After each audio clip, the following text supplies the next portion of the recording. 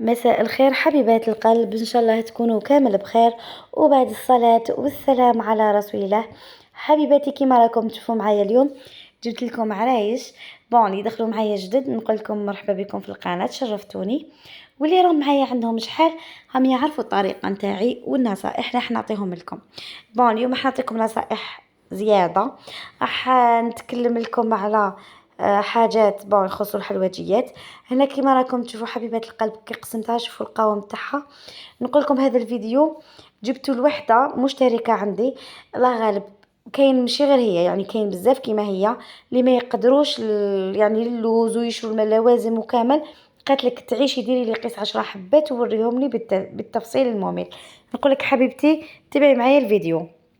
هنا بالنسبة للوز كان عندي 120 غرام تاع لوز كيما راكم تشوفوا، 3 كيلات مع كيلة تاع السكر. راح ندير لها شوية تاع لافاني وشوية تاع قشور القارص، والبنات راح نشمخها بالبيض، يعني كمية قليلة. انا درت بوسيبل نتاعي باش نمدلك، يعني نحط لك هذا الفيديو، يعني رغم اني كان عندي كوموند يعني شويه كبيره، مي قلت معليش ولا غير نوري ندير لك على خاطرك. هنا حبيبات القلب كيما راكم تشوفوا كنت جوست رفدت غير الجون دوف باسكو الكميه قليله. راح نبوي مليح عليها باش يتشمخ لي، او ميم طون هذاك السكر راح يذوب ومش راح يعني يبقى يبان. هنا كيما راكم تشوفوا سيو بالك وغير تجروها سورتو كي تكون حاجه قليله. ما عندكمش الا جرات راح يفسد لكم الشكل تاع العرايش، مش راح يجيكم مقبب. هنا البنات راح نزيد غير شويه تاع هذاك بيض كيما قلت لكم باش نيفيتي باش يجيني جاري، نيفيتي يجرالي. هنا البنات راح نواصل لين كامل هذيك العقده حتى نتحصلوا على القوام اللي دوك تشوفوه معايا. وراح نعاود نقول لكم بلي كيلو رز يخرج لكم 75 حبه تاع العرايش. هنا كيما راكم تشوفوا البنات، شوفوا راني نبوي عليه مليح نكورو، يعني يتكور لي عادي ماشي جاري نورمال. هذا هو الشكل اللي راني القوام اللي حباته. هنا بالنسبه للفارينه، الفارينه لا درت يعني كميه تاع كيلو تاع فارينه، شويه لافاني، قرصه الملح. راح ندير الكيله تاع عفوا السمن. بالنسبه يعني 10 حبات تقدري ديري حتى 300 غرام تاع فارين. هنا البنات كيما راكم تشوفوا كنت درت الكيله تاع السمن دافيه ماشي سخونه. راح نبسس لاباط تاعي مليح حتى نتحصلوا على القوام تاع الغريبيه كيما دوك تشوفوا معايا. بالنسبه للفارينه حبيبتي ديري 300 غرام، 3 كيلات تاع فارينه مع كيلة تاع سمن، يعني الكيلة اللي صغار هذا ما كان. هنا راح نبسسها كما قلت لكم حتى نتحصلوا على هذا القوام، قوام بزاف هايل. شوفوا البنات باش تعرفوا بلي يعني لاباط تاعنا مبسه تري بيان. واش راح ندير دوكا؟ راح نوجد الكيله تاع المزهر، راح نزيد لها نص مزهر ونص حليب. انا مش راح نعمرها كامل الفوق الحليب لاخاطش فارينه تاعي ما تشربش ديجا خدمه بها من قبل. من نتوما اللي ماكمش عارفين الفارينه تاعكم كيفاش راح يكون الاخر تاعها، عمروا الكيله يعني نص كيله مزهر مع نص كيله تاع الحليب، وروحوا لها غير بالعقل خاطش كاينه منين ذاك فارينه ما تشرب لكمش كيما الفارينه اللي نستعمل فيها انا. روحوا لها غير بالعقل بالعقل. يعني دخلوها لها حتى تتحصلوا القوام اللي دوك تشوفوه معايا، يكون يعني العجينه تكون تقدروا تكوروها ما تكونش متلوقه ما تكونش جاريه، لازم تكونش جاريه. على بالكم العرايش يحبوا يروحوا مقبين، يحبوا يروحوا طالعين. شوفوا البنات هنا مازال ما ريحتش مي راهي تبان ما شاء الله لاباط. نقدروا نحلوها ونقدروا نكوروها. راح نخليها انا يعني مده يعني تريح. مي بالنسبه ل10 حبات راح نخدمهم دوكا. البنات كيما شفتوني وزنت هذاك اللوز، راح نزيد نوزن لاباط 38، اللوز 20 غرام. راح نوريكم الشكل اللي دخلوا معايا جدد وشافوا وما شافوش طريقتي تاع تشكيل العرايش. نقول لك تبعي مليح الطريقه حبيبتي راح تتحصلي على نتيجه ما شاء الله. يعني راح نوري لكم بالتفصيل بعض النصائح راح نمدهم لكم حبيباتي، سورتو الحلويات لي بزاف يعني يستحقوا هذو النصائح. بالنسبه للقارص ولا الليمون انا راني نفضل سورتو هذا الوقت اللي رانا فيه. نقول لكم بالك وتشرو هذاك الصفر، اشرو الاخضر باسكو علاش انا شريت هذاك الاصفر والله يبارك حبه قوجه من هي والريحه تاعو ما عندي ما نقولكم.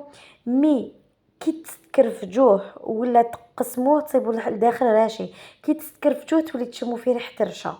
هذاك هو القرص تاع الفريغو. يعني راح تخسروا كامل الكو تاع الكاطو تاعكم. كنت درت به مزيه ومزيه ربي، اللي كنت درت به كميه قليله يعني تاع كانت عندي كوموند تاع تزيريات درت به كميه قليله مزيان، ما كانتش كوموند كبيره. صدقوني الكو تاعو كارثه، ما انا ما قدرتلوش.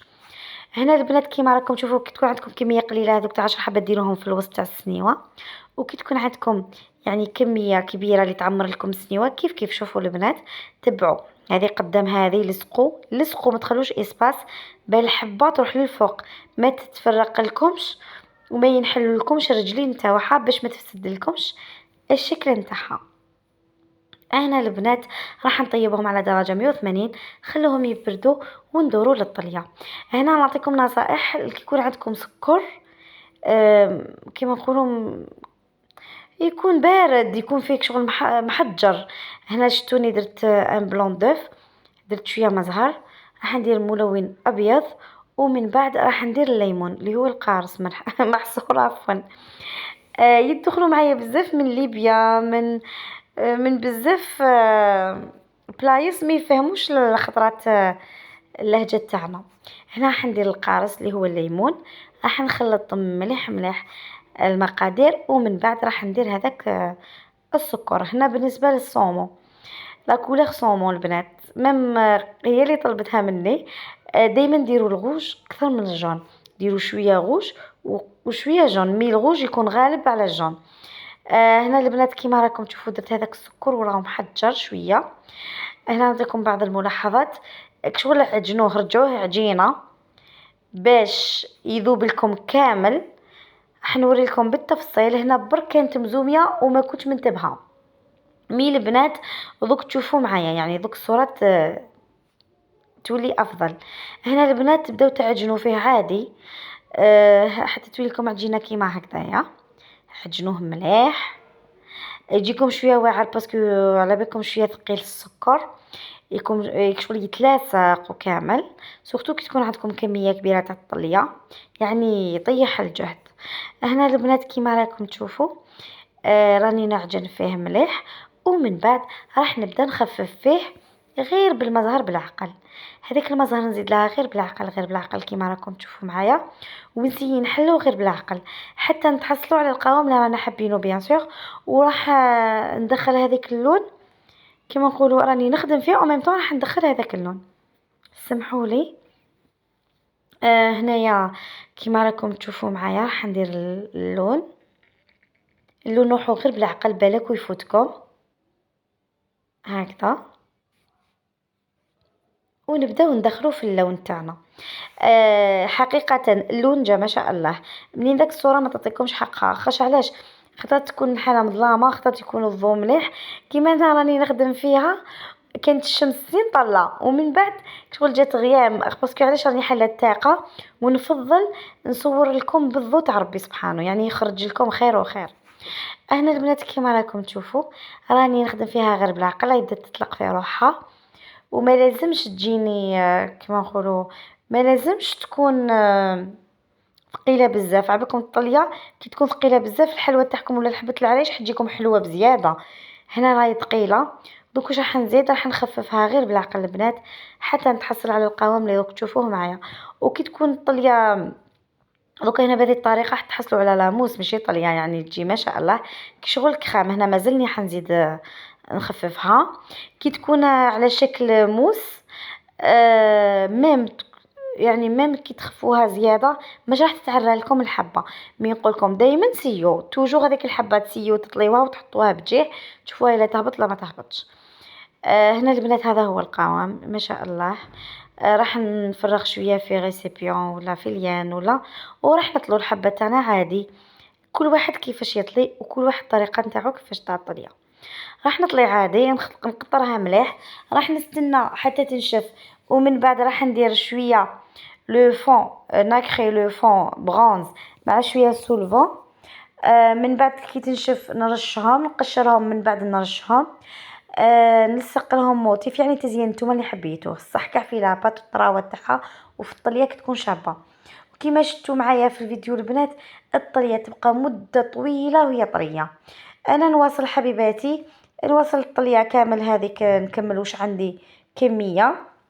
كانوا عندي حبات البنات تاع مخبز، دوك تشوفوهم طليتهم كيف كيف. شوفوا ما شاء الله، شوفوا كيفاش راهي تبريي، يعني تجي لامعه. القارص راح يساعدها ثانيك بزاف باش تبريي. او ميم طون هذيك الطريقه اللي شتوني بيان سور خدمت بها طليه.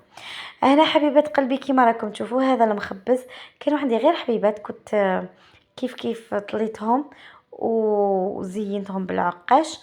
ومن بعد حبيبات قلبي راح نخليها كما قلت لكم تنشف، ونواصل بيان سور التزيين. حبيبتي في الاخير نقول لكم دمتم في رعايه الله وحفظه. سلام، قبولتي لكم.